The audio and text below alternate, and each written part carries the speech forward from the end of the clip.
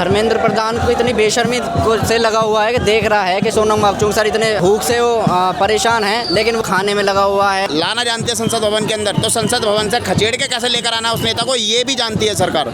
तो इस चीज़ को बिल्कुल भूल जाइए कि ये सरकार रोक लेगी। यहाँ पर उस समय लोगों की भीड़ इतनी होगी कि किसी की औकात नहीं होगी जो संसद भवन पे जाने से रोक ले।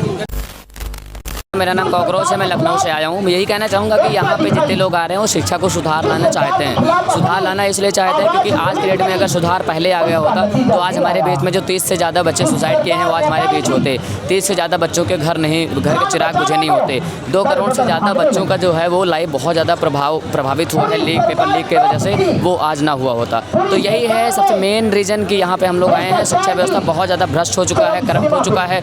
आए दिन प्रतिदिन पेपर लीक हो रहा है, तो उसको रोकने के लिए, शिक्षा में सुधार लाने के लिए, जो बच्चे नहीं हैं उनको न्याय दिलाने के लिए, जो बच्चे पेपर देने वाले हैं उनको पेपर लीक से बचाने के लिए हम लोग यहाँ आए हैं। कहाँ से आए हैं आप? मैं लखनऊ से आया हूँ। नागपुर से?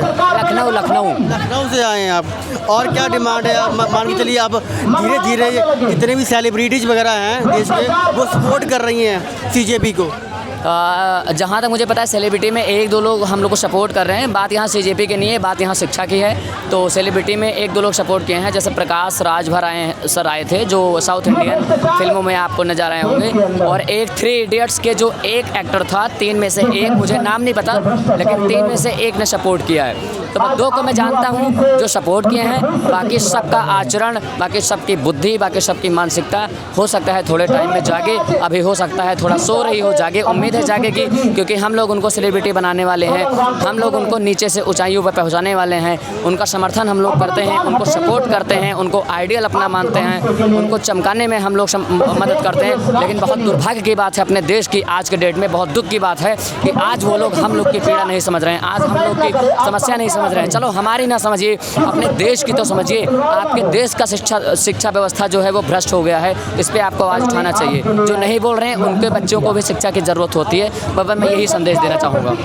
कितने समय और करने की ज़रूरत है प्रोटेस्ट आप लोगों को, अगर मांगी पूरी नहीं होती है? ये तो गवर्नमेंट पे डिपेंड करता है कितना टाइम चलेगा। वो आज चाहे तो आज प्रोटेस्ट खत्म हो जाए, तो वो उनके ऊपर डिपेंड करता है वो कितना लंबा लेके जाना चाहते हैं। लेकिन हाँ, जब तक इस्तीफा नहीं होगा तब तक जाएगा, चाहे वो कितना भी लंबा हो। धन्यवाद। आप कहाँ से आप लोग आए हैं? गाजियाबाद से, जिला गाजियाबाद से। अभी भाई ये लोग आए हुए थे यहाँ पर, तो कब तक चलेगा प्रोटेस्ट ये? जब तक धर्मेंद्र प्रधान इस्तीफा ना दे दे तब तक धरना प्रदर्शन चलता रहेगा। और क्या डिमांड है आप लोगों की? देखो, ये पेपर लीक हो जाता है और आए दिन देखो सभी मुद्दों पर बात हो रही है। यहाँ पर सबसे पहले महत्व है शिक्षा और चिकित्सा पर सुधार आ जाएगा तो समझ लो देश में सुधार आ जाएगा, और चिकित्सा ही सबसे महत्व है। ठीक है, मैं इतना कहना चाहूँगा। अब धर्मेंद्र प्रधान को इतनी बेशर्मी से लगा हुआ है कि देख रहा है कि सोनम वांगचुक सर इतने 16वां दिन है आज उनके अनशन का, भूख से वो परेशान हैं, लेकिन वो रोज़ अपने मतलब खाने में लगा हुआ है और अपने ये नहीं देख रहा कि अब एक उसके इस्तीफे से कुछ जाने वाला है नहीं। सरकार में और भी लोग हैं जो शिक्षा मंत्री बन सकते हैं, शिक्षा को चला सकते हैं, लेकिन उसे पता नहीं सत्ता प्यारी है क्या प्यारा है कि वो अपना इस्तीफा देने को तैयार नहीं है। तो एक शिक्षा मंत्री के इस्तीफे से बदलाव आ सकता है? शिक्षा मंत्री के इस्तीफे से बदलाव नहीं आएगा, लेकिन जिम्मेदारी तो समझनी होगी ना। अगर इस्तीफा दे दे तो दूसरा व्यक्ति आएगा, शायद अच्छे से जिम्मेदारी को संभाल सके। अब वो जिम्मेदारी नहीं संभाल रहे हैं तो कुर्सी छोड़ दे, कुर्सी पे क्यों बैठा है वो? तो तंत्र को बदलने की ज़रूरत नहीं है। तंत्र जो सिस्टम चल रहा है, सिस्टम में भी तो वही लोग बैठे हुए हैं। बिल्कुल बदलने की ज़रूरत है। अब वो बदलाव कैसे होगा? वो बदलाव आएगा ना जब जागरूक लोग होंगे, तभी तो बदलाव आएगा। जागरूक नहीं हो पा रहे हैं। अब जैसे जैसे लोग अनशन में आ रहे हैं, जागरूक हो रहे हैं, पता चल रहा है अधिकार क्या है हमारे। अब यहाँ के अधिकारों की लड़ाई लड़ रहे हैं, तभी तो परिवर्तन होगा। ये लड़ाई कब तक लड़ी जाएगी आगे? ये अनिश्चितकालीन है। जब तक धर्मेंद्र प्रधान इस्तीफा नहीं देता और एनटीए में बदलाव नहीं होते तब तक जारी रहेगी। कुछ लोग ये कह रहे हैं कि ये बीजेपी वाले हैं, कुछ लोग ये कह रहे हैं कि भैया विपक्ष वाले हैं। बीजेपी वाले हैं तो भैया तुम आके बैठ जाओ ना। धर्मेंद्र प्रधान क्यों नहीं बैठता है यहाँ पे आके? बीजेपी वाले हैं तो उसे ही बैठना चाहिए ना। जब उसके लोग बैठे हैं तो यहाँ पे अमित शाह को आना चाहिए, नरेंद्र मोदी को आना चाहिए। एक सवाल और भी है कि सीजेपी वाले यहाँ पर कर रहे हैं प्रोटेस्ट, युवा प्रोटेस्ट कर रहे हैं, पर इन सब में जो है तो विपक्ष नहीं आता वो नज़र आ रहा है। विपक्ष की भागीदारी बहुत कम दिख रही है। नहीं, आप देख रहे होंगे कल सपा से भी सरोज सांसद हैं, वो आई थी, और आज चंद्रशेखर भाई आए हैं, और भी लोग आ रहे हैं, सारी पार्टियों से लोग आ रहे हैं धीरे धीरे। आम आदमी पार्टी से आई थी।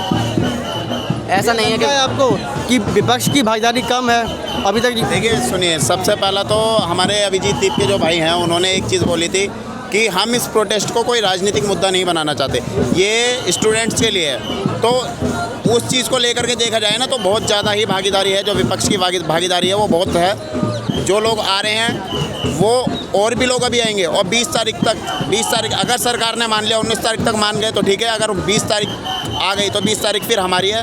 20 तारीख में संसद भवन का पूरा घेराव करके फिर सरकार को हम घुटने पे लेकर आएंगे। अल्टीमेटम है। यस। और मान के चलिए मतलब और क्या रास्ते हैं, अगर उसके बावजूद भी चीज़ें नहीं हुई तो? अगर उसके बावजूद चीज़ें नहीं होती, पहले तो ये सरकार उसी समय घुटने टेक देगी। अगर नहीं होती है तो फिर जब तक ये सरकार नहीं मानेगी तब तक हम इस स्ट्राइक को चालू रखेंगे। अपने क्या कहते हैं, जो धरना प्रदर्शन हमने कर रखा उसको स्टार्ट रखेंगे। आप लोगों को लगता है कि सरकार घुटने पर ना आ जाए? आप लोगों को लगता है कि संसद भवन तक जाने देगी सरकार आप लोग? देखिए, अगर जनता अपने पर आ जाए ना, ये जनता जो नेताओं को बनाना जानती है ना, जो नेताओं के नीचे कुर्सी लाना जानती है, तो उस कुर्सी पर से गिराना कैसे ये भी जानती है। अगर संसद भवन पे लाना जानती है, संसद भवन के अंदर, तो संसद भवन से खचेड़ के कैसे लेकर आना उस नेता को ये भी जानती है सरकार। तो इस चीज़ को बिल्कुल भूल जाइए कि ये सरकार रोक लेगी। यहाँ पर उस समय लोगों की भीड़ इतनी होगी कि किसी की औकात नहीं होगी जो संसद भवन पे जाने से रोक ले। भीम आर्मी की क्या भूमिका रहने वाली है इस प्रोजेक्ट? देखिए, भीम आर्मी की भूमिका केवल और केवल इतनी रहेगी कि वो हर स्टूडेंट के फेवर में रहेगी और स्टूडेंट का साथ देगी, कंधे से कंधा मिला के चलेगी। भीम आर्मी के हर एक व्यक्ति को केवल और केवल उनकी सुरक्षा और उनके साथ प्रदर्शन करने के लिए खड़ा किया जाएगा। क्या कहना चाहेंगे भाई? सबसे पहले क्रांतिकारी जय भीम, और धन्यवाद आपका जो आप सभी समाज को लेके आप जो एरिया कवर करके समाज के बीच पहुंचाते हैं, आपका शुक्रिया अदा करना चाहूँगा। और सबसे बड़ी ताकत हमारे जो है वो एक शिक्षा की है। शिक्षा ही से हमारा देश चलता है, और शिक्षा ही से हमारे घर की स्थिति मजबूत होती है। और शिक्षा में जो हमारे स्टूडेंट बच्चे हैं दिन रात मेहनत करके पढ़ाई करते हैं और उनके पेपर नीट हो जाते हैं तो उनका भविष्य खराब होता है। तो मैं नहीं चाहता हूं कि ऐसा आगे चल के हो, और कहना चाहूँगा धर्मेंद्र प्रधान जी से कि आपने जो ऐसा किया है ये माफ़ी लायक बिल्कुल भी नहीं है। आपको इस तत्काल गद्दी छोड़ देना चाहिए, आपके बस की बात नहीं है। क्योंकि देखा जा रहा है आए पे दिन लगभग 20-25 दिन से धरना प्रदर्शन चल रहा है, लेकिन अभी वो लोग कोई भी मिलने नहीं आए हैं। देखिए, महीना भर हो गया है। ये चीज़ हमेशा देखने को मिली है अभी तक कि इस पूरे उसमें जितने भी लोग बैठे हुए हैं धरना प्रदर्शन पे, उसमें से एक भी अंधभक्त नहीं है। जितने भी अंधभक्त बीजेपी का सपोर्ट कर रहे हैं ना, अगर आने वाले समय में उन्हें ना रोना पड़े तो बात की बात रही। ठीक है। दूसरी बात, बीजेपी का आज तक का कार्यकाल ये रहा है कि उसमें हमेशा नाकामी रही है। बीजेपी की ना तो कोई 0%, एकदम 0% प्रेस कॉन्फ्रेंस है।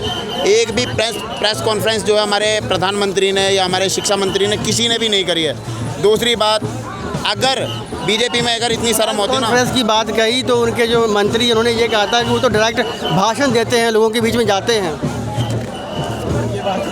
देखिए, भाषण देना और प्रेस कॉन्फ्रेंस में ज़मीन आसमान का अंतर है। प्रेस कॉन्फ्रेंस में बात होती है मुद्दों की, बात होती है पढ़ाई की, लिखाई की, विकास की। ठीक है। और बात रही भाषण की, भाषण में बोले जाते हैं केवल जुमलेबाजी। जुमलेबाजी क्या? 15 लाख रुपए आपके अकाउंट में आएंगे।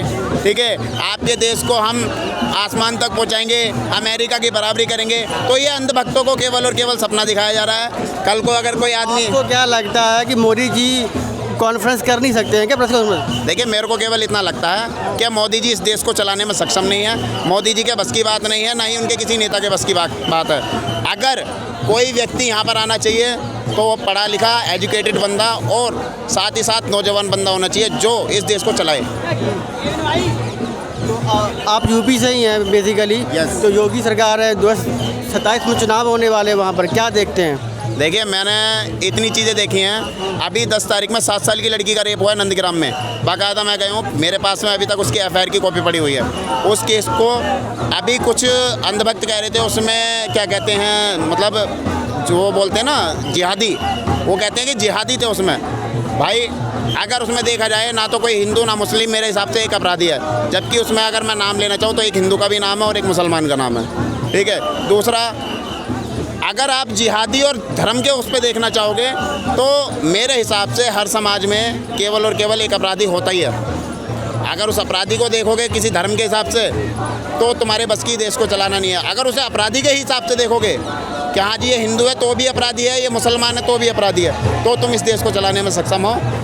और यूपी में धर्म देखकर या फिर जाति देखकर कार्रवाई होती है क्या? देखिए, धर्म देखकर और जाति देखकर के ही कार्रवाई हो रही है। अभी तक ललिता गौतम के जो 13 साल की जो लड़की थी मेरठ में, उसके साथ में रेप हुआ, अभी तक उसका कोई भी परिमाण नहीं हो रहा, उसका कोई सुनवाई नहीं हो रही है। ठीक है। दूसरी तरफ वहीं आपका ये खोड़ा कॉलोनी में एक व्यक्ति को ईद के दिन कुछ मुसलमान लड़के मार देते हैं, उस पर तुरंत के तुरंत कार्रवाई होती है, उसका घर भी ध्वस्त कर दिया जाता है बुलडोजर के थ्रू और उसके एनकाउंटर में मारा भी जाता है। तो ये जाति और धर्म देख करके ही तो हो रहा है वहाँ पर।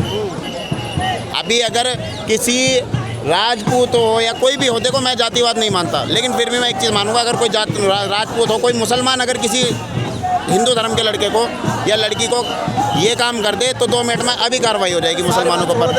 27 में किसको देख रहे हैं यूपी में? 27 में देखिए हम चंद्रशेखर भाई को ही देखना चाहते हैं। रावण जी को? चंद्रशेखर जी को।